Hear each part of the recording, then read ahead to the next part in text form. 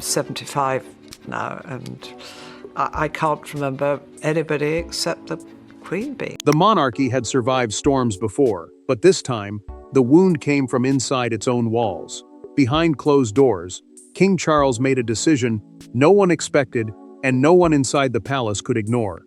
Queen Camilla was removed from all public duties after her private feud with Princess Anne was exposed, and in that single moment, the royal household understood something had broken beyond repair. Before we go deeper into what this really means for the royal family, make sure to subscribe so you don't miss a single update. Charles sat alone at his desk, reading the final briefing with a stillness that frightened the aides. The internal order, a royal instruction used to change duties before the public is told, lay beside his hand like a sentence waiting to be spoken. Each page carried the same message. Camilla and Anne had crossed from private tension into public danger, and the king could no longer pretend the crown was untouched. Charles read the account again. Raised voices, cancelled appearances. A confrontation forced staff to separate schedules and protect future events from another clash. He knew why it mattered. Public duties are the official appearances where senior royals represent the monarchy before the country, and once those duties become infected by personal conflict, the institution looks weak. The monarch set the paper down. His fingers did not leave it. Then he signed. Camilla received the notice in a private sitting room, and for a moment, she did not move. An aide placed the written order before her and stepped back. The queen consort read the words slowly. Removed from public engagements, ceremonial appearances, and official representation until further notice. Her face changed from disbelief to humiliation. She had fought for years to be seen, and now the king had taken visibility away. Anne was told separately, and she accepted the news without triumph. The princess understood the damage. She knew this was not a victory over Camilla, because a feud inside the royal family bruises everyone it touches. Still, Anne also knew why Charles had acted. Discipline had to come before comfort. Duty had to come before pride. Charles refused to soften the wording when an aide suggested calling it a pause. He understood the difference. A pause sounds gentle. A removal sounds final. Camilla folded the notice once, as if every crease confirmed what she had lost, while Anne prepared to attend the next event without her. But before the palace could understand the order, it had to confront the three people trapped at the heart of it. A king under pressure, a queen feeling betrayed, and a princess who refused to bend. Every royal scandal has names attached to it, but this one had something more dangerous: history, pride, and personal pain. Charles was not only judging a dispute, Camilla was not only defending her place. Anne was not only protecting protocol. Each of them carried decades of loyalty, resentment, and private memory into a crisis that suddenly demanded a public sacrifice. Charles stood outside the private meeting room with his hand resting on the door handle, and for a moment, he looked like a man trapped between two lives. The crown, in simple terms, means the monarchy as an institution, not just the person wearing it, and that difference mattered now more than ever. As husband, he understood Camilla's pain. As king, he understood Anne's warning. One choice could wound the woman beside him. The other could weaken the duty he had sworn to protect. Camilla had spent years fighting for acceptance, and now she felt that acceptance slipping away in a single royal order. She had endured cold looks, public judgment, and the long shadow of old history, only to be told that one feud with Anne could undo the dignity she believed she had finally earned. The queen consort, meaning the wife of the reigning king who supports his public role, was not being stripped of her name. She was being stripped of visibility, and to Camilla, that felt almost worse. Anne carried a different kind of pain. The princess had built her life around duty, not comfort, and she believed Camilla had let private pride spill into public service. That mattered because public service is the foundation of royal trust. When the family looks divided during official work, the country begins to wonder who is truly in control. Anne did not want drama, she wanted discipline, yet even her silence had begun to sound like anger. Charles entered Camilla's room later, and the air between them felt heavy before either one spoke. Camilla looked at him and asked whether he was protecting the monarchy or punishing her. The king did not answer quickly. He looked down, then back at her, and that silence cut deeper than any sentence could have done. Camilla understood it then. He had already chosen the crown. Anne spoke privately with a senior courtier afterward. Her voice clipped, her face steady. She said the institution could not be managed by sentiment, and the courtier heard the hurt beneath the discipline. Camilla and Anne had once survived on cold politeness, but even that fragile courtesy had vanished. The removal had not been born in one moment. It was the final consequence of a rivalry that had hardened into a royal emergency, and buried beneath that emergency was one incident, one room, one exchange that turned cold tension into open conflict. The palace would later trace the crisis back to one specific afternoon at Windsor. It was supposed to be a quiet family luncheon, the kind arranged to calm nerves and smooth disagreements before they reached the outside world. Instead, it became the trigger everyone remembered. A few words were spoken, a chair scraped back, and the future of Camilla's public role began to collapse. Camilla arrived believing the meal would settle what the palace had been trying to hide. The Windsor private luncheon, a small family meal held away from public duty and press attention, was meant to protect everyone from embarrassment. That mattered, because private unity is often the shield behind public strength. When the family cannot agree behind closed doors, the smiles outside begin to feel like performance. Charles understood that. Anne understood it too, but neither woman entered that room ready to surrender. Anne waited until the conversation turned toward the upcoming veterans' reception, then she asked whether Camilla should lead it alone. The reception, a formal event honoring former service members, carried deep emotional weight because it connected the royal family to sacrifice, loyalty, and national memory. Anne said the event needed someone with an undisputed record of duty and public trust. She did not raise her voice. She did not need to. Camilla heard the judgment hidden inside the calm. Camilla felt the insult land in front of the room, even though no stranger was there to witness it. The queen consort looked at Anne and asked whether her years of service meant nothing if one person inside the family still refused to accept her. Anne set down her glass. The sound was small, but the meaning was sharp. The crown could not be treated as personal territory, she said, and Camilla's face hardened as if the sentence had reached something old and wounded.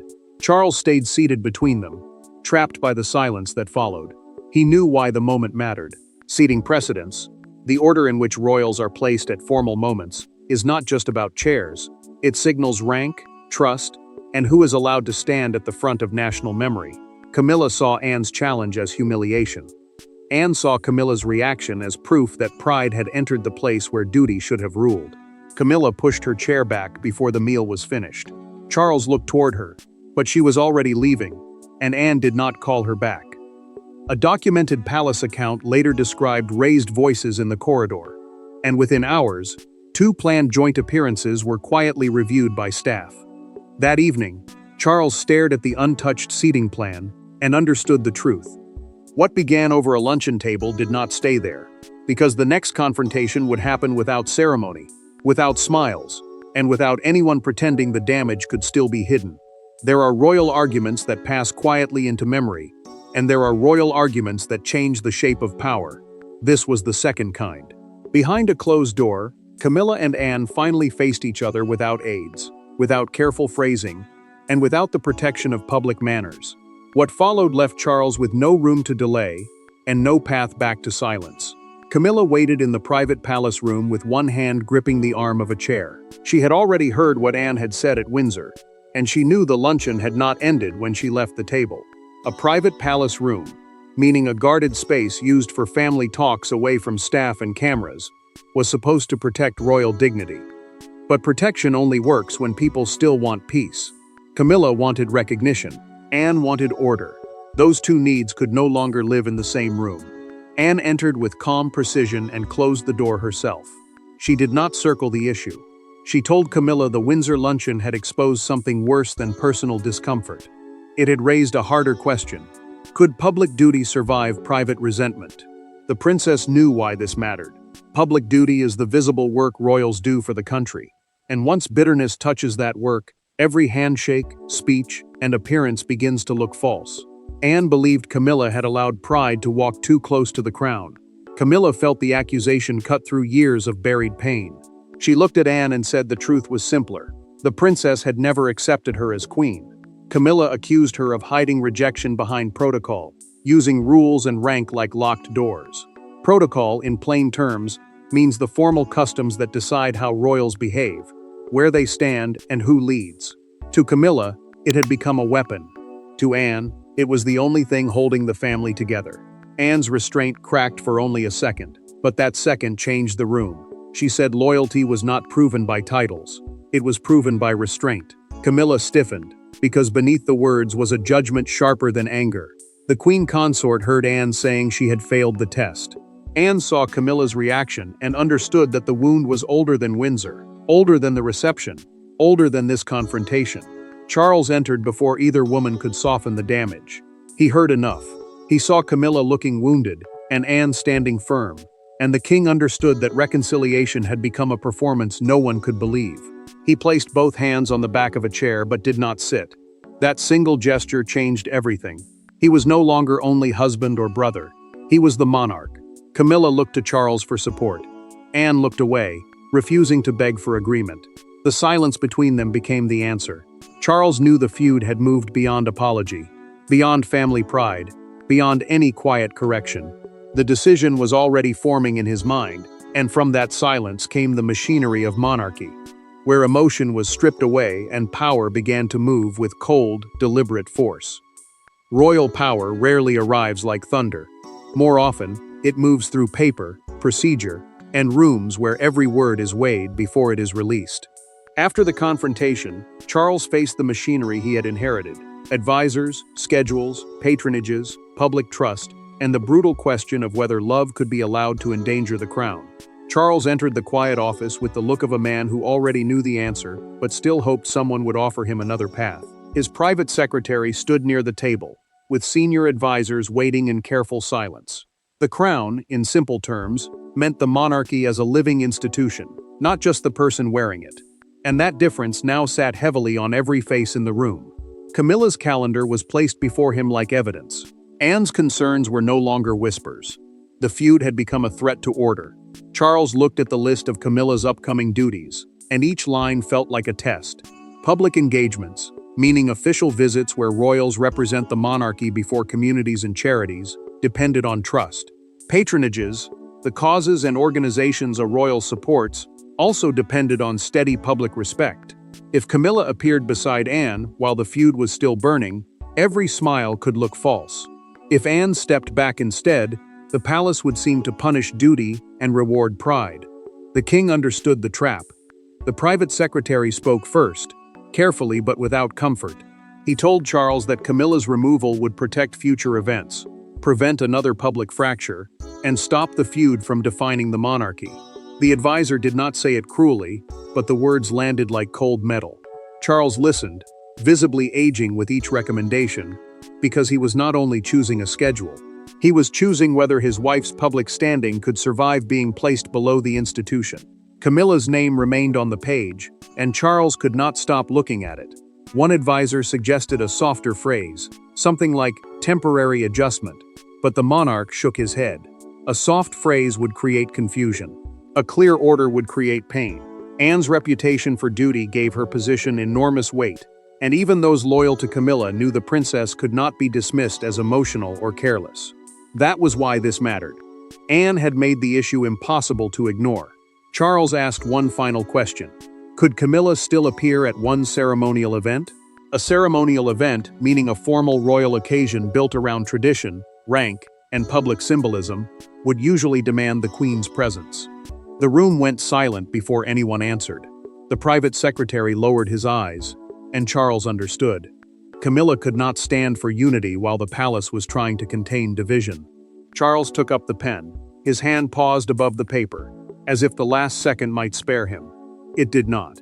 He signed the order, and private conflict became official consequence. Once the ink dried, the palace no longer had a feud to manage. It had a queen removed from view, and a household forced to live with the shock. The first sign of change was not a speech. It was an absence. A space on the schedule disappeared. A car did not arrive. A name was removed from the public line of duty. Inside the palace, everyone understood what that absence meant. Camilla had not merely stepped back. She had been taken out of the royal frame. Anne arrived alone at the royal engagement, and the empty space beside her said more than any statement could. A royal engagement, meaning an official visit where a senior royal represents the family before the public, depends on rhythm, trust, and presence. That was why this moment mattered. The crowd expected the queen consort. The schedule expected Camilla. Instead, Anne stood there with quiet control, carrying the duty forward, while the missing figure beside her turned silence into a headline. Camilla watched the coverage from a private room, her face still, her hands folded too neatly in her lap. She saw Anne step into the role with discipline, and the pain was sharper because the event continued without breaking. The monarchy moved on. That was the cruel part. Camilla had spent years proving she belonged in the public line of service, and now the machine kept turning, as if her absence could be managed by a revised timetable and a careful smile. Charles felt the cost almost immediately. A courtier entered and told him the revised schedule had been circulated. The courtier did not dramatize it, but the words carried weight, because a revised schedule, in plain terms, is not just a list of events. It is a public map of who still holds visible trust. The king closed his eyes for a moment, then asked who had seen it. When the courtier answered, Charles knew the removal had already passed beyond private control. Anne performed every duty with precision. Yet even her calm made the feud harder to ignore. She shook hands, spoke softly, and never once looked as if she had won. That mattered, because Anne's strength was not theatrical. It was steady. And steady duty beside Camilla's absence made the palace choice look even more severe. The princess understood that people would read victory into her silence. But she also understood the wound behind it. Staff began receiving instructions to redirect questions, cancel joint references, and remove Camilla from upcoming ceremonial briefings. A ceremonial briefing, meaning a private planning note for formal royal occasions, shapes who stands where, who speaks, and who appears beside the monarch. Camilla heard another appearance had been reassigned, then slowly removed her gloves and placed them on the table. It felt like setting down part of herself. Charles later walked past the closed door of Camilla's sitting room and did not enter. The king paused only once, but the pause was enough. Duty had solved the public crisis and created a private one. Yet the real turning point would not come through staff orders or public schedules, but through one private conversation, where two people finally said what the palace had avoided. After the shock, after the order, after the silence of rearranged calendars, Charles and Anne found themselves alone. No advisors stood nearby. No aides shaped the language. No household official softened the truth. In that room, brother and sister faced the emotional wreckage of a decision that had protected the monarchy, but wounded the family at its center. Charles stood near the table first, unable to sit, unable to speak, unable to pretend that the order had only been a matter of duty. Anne watched him carefully, not with victory, but with the steady sadness of someone who knew the price before it was paid. The crown, in plain language, meant the monarchy as a public institution, bigger than any marriage or personal bond. That was why this moment mattered. Charles had not only corrected a crisis, he had drawn a line through his own household. Anne broke the silence, because Charles would not. She told him she had never wanted Camilla humiliated, and the words carried more pain than pride. The princess knew humiliation could harden a family wound into something permanent. But she also knew personal conflict could not be allowed to weaken public discipline. That mattered because the monarchy survives on the belief that duty comes first, even when emotion begs for mercy. Anne had forced the truth forward, but she had not enjoyed the damage. Charles finally looked at her, and the anger he had been holding seemed to collapse into exhaustion. He admitted the decision had divided him in two. The king knew what had to be done. The husband felt every inch of the pain. Camilla was not just a name on a revised schedule. She was the woman beside him, the queen consort, the wife of the reigning monarch who supports his public role, and now her absence had become the symbol of his authority. Anne's controlled sadness became visible when she said duty had taken things from all of them, not just Camilla. She had given years to service, years to silence, years to the hard belief that feelings must never outrank the institution. Charles heard the ache beneath her discipline, and for the first time since the order, he stopped seeing her as the force that had cornered him. He saw his sister, still loyal, still wounded, still refusing to lie for comfort. Charles acknowledged what neither of them had said aloud. The feud had exposed more than tension between two women. It had exposed whether the monarchy could still police itself before the outside world did it for them. Anne placed a hand on the table between them, not reaching for him, but close enough to show loyalty without surrender. Charles accepted it. She was not his enemy. Camilla's absence was the painful price of restoring order, but outside those private rooms, the country had already seen the empty space, and the world was preparing to decide what it believed had truly happened. By morning, the palace silence had become a national spectacle. The decision that began behind closed doors now belonged to broadcasters, newspapers, commentators, and crowds staring through palace gates for signs of movement. The monarchy could control schedules and statements, but it could not control the image that captured the public mood. Camilla absent, Anne present, and Charles caught between them. A newspaper front page made the crisis impossible to soften. Two images sat side by side, Anne stepping into a royal engagement alone, and Camilla's name missing from the official schedule beneath the brutal headline, "Queen removed from duties." An official schedule, in plain terms, is the public list that tells people where senior royals will appear and what duties they will perform. That mattered because the schedule is more than planning. It is visibility. It is trust. It tells the country who still stands in the royal line of service. Crowds gathered outside Buckingham Palace, watching the gates as if the next car might explain everything. Buckingham Palace, the monarch's main working headquarters in London, became the center of the story because people connect its walls with royal authority. The crowd whispered Camilla's name. They repeated Anne's name. They waited for Charles to appear, but the king remained hidden inside the machinery of his own decision. The feud had escaped the palace. Now the country was measuring the silence. A morning broadcaster framed the story with one sentence that cut through the noise. "This is the most personal public decision of the king's reign." The line mattered because it turned a family rupture into a national test. Camilla's removal was no longer just about one woman losing duties. It was about whether Charles could protect the monarchy from pain inside his own home. It was about whether Anne's discipline had forced the crown to choose order over comfort. Camilla saw the front page and pushed it aside with a slow, controlled motion. She did not break down. She did not reach for the paper again. But sadness and anger moved across her face because the private wound had become her public identity.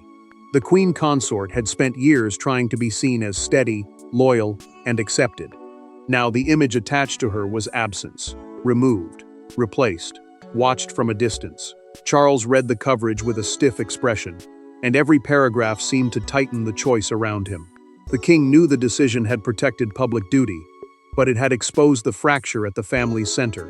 Anne continued with public work, calm and exact, yet every gesture looked like victory to those watching from outside. The princess understood the cost, even when the world called it strength. The palace released a restrained statement confirming revised duties, and that made the public reality undeniable. Camilla was absent, Anne was present. Charles had chosen. When the noise finally settled, what remained was not gossip, not scheduling, and not palace strategy, but the hardest truth of all. The crown had chosen discipline over comfort. In the end, the removal of Camilla from public duties was not just punishment, and it was not just palace management. It was a verdict. It declared that no title, no marriage, and no personal history could stand above the discipline of the crown. Charles made the decision, Anne forced the truth into the open, and Camilla became the symbol of what happens when private conflict reaches public duty. Charles sat alone after the crisis, with the signed order resting in a folder before him. It no longer looked dramatic. It looked ordinary, almost cold, and that made its meaning even heavier. The crown, in plain language, means the monarchy as a public institution, bigger than any one person inside it. That was why this decision cut so deeply. Charles had not only removed Camilla from public view, he had proved that even the queen consort could be held back when the monarchy's trust was at risk. Camilla's emotional conclusion was painfully clear. She remained queen in name, but her removal from public duties marked a loss no title could fully cover. Public duties, meaning the official appearances where senior royals represent the monarchy before the country, are more than diary entries. They are visibility. They are influence. They are proof that the palace still trusts someone to stand before the people. Camilla had lost that proof, and the silence around her became louder than any announcement. Anne did not celebrate. The princess understood that this was not a personal victory, because victory inside a wounded family always carries a cost. She had forced the truth forward, but the truth had left damage behind it. Anne believed loyalty sometimes demanded confrontation, yet she also knew confrontation could leave scars even when it was necessary. Her strength had protected duty, but it had not spared anyone pain. Charles finally accepted the hardest part of the decision. He could not protect both Camilla's pride and the monarchy's stability. The king chose the institution he was born to serve, and that choice changed the emotional balance of his household. It mattered, because the public image of royalty depends on control, unity, and sacrifice. If private conflict had been allowed to consume the royal frame, the damage would have spread far beyond one feud. The monarchy's verdict was direct. Public duty survived because Charles acted before private resentment became the story of the crown itself. Camilla became the warning. Anne became the force that would not bend. Charles became the monarch who chose order over comfort, even when that order wounded the person closest to him. Charles closed the folder slowly, stood from the desk, and left the room without looking back. The decision was finished. It could not be softened. It could not be undone. Camilla's removal proved that the modern monarchy may bend under family strain, but when survival is at stake, it still demands sacrifice from those closest to the throne. There is no further cliffhanger here, only the final truth. The feud exposed the weakness, the order restored control, and the crown endured by making one of its most painful choices public. Thanks for watching. Please don't forget to like and subscribe, and we will see you in next one.